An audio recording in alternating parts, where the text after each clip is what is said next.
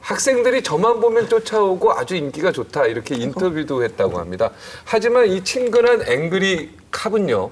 지난해 6월 중학생이던 여학생 A양을 처음 만나서 상담해주면서 정을 쌓았다고 하는데 이 A양이 고등학교로 진학하면서부터 두 사람 사이가 아주 급진전했고 지난 3월에서 5월까지 수차례 성관계를 가졌다고 합니다. A양이 고등학생이 된 이후에 정모 경장은 더 이상 자신의 담당이 아닌데도 만남을 이어가면서 부적절한 관계를 맺었는데요.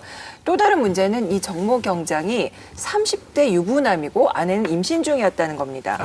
이 두 사람의 관계를 아내가 눈치채면서 만남을 계속하기가 어려워졌고 쉼터에 입소해 있던 A양은 지난 5월 7일에 이런 상황을 비관을 해서 극단적인 선택을 하려다가 쉼터 직원에게 발견돼서 결국 신고가 들어간 것이었죠. 정모 경장은 경찰 조사에서요. 당시 아내와 나 이혼하고 그 고등학교 1학년 A양과 같이 살려고 했다. 그리고 문제가 생겨서 경찰 옷을 벗었다. 잘못했다. 이렇게 말을 했는데요.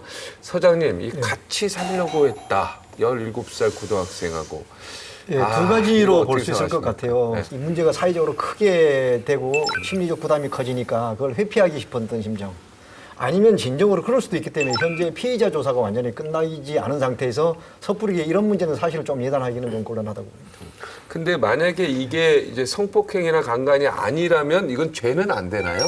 현재 형법상으로는 처벌할 근거가 전혀 없고요. 다만 속임수가 있었다면 위계에 의한 간음죄가 적용 가능하고 아니, 이건 그다음에 이제 업무상의 어떤 그 권한이 있어서 강압을 했다라고 한다면 역시 업무상 위력 등에 의한 간음죄가 적용이 가능한데 그런 거 전혀 없이 서로 둘이만 좋아서 그런 관계를 맺었다라고 한다면 형법적으로는 처벌할 근거가 전혀 없습니다. 자, 그리고 이제 한 가지 요거는 좀 짚고 넘어가고 싶은데요. 그 두 사람에 대한 처벌 문제를 지금 많이 얘기합니다. 네. 근데 저는 솔직히 그 현실성이 없다고 봅니다. 우리나라 형법상 이 강간죄가 성립될 가능성이 거의 없다. 네. 왜 국민 감정상 만약에 이 사람들이 밉다고 해가지고 없는 법 만들어가지고 강제로 처벌하는 액션하면 그건 더 나쁩니다. 그렇지. 대한민국 법치국가예요. 이 사람이 아무리 밉다고 하더라도 이것이 형법상에 죄가 안 된다면 시스템을 보완하고 법률을 개정한다면 몰라도 이 사람을 억지로 처벌한다고 저는 안 생각합니다.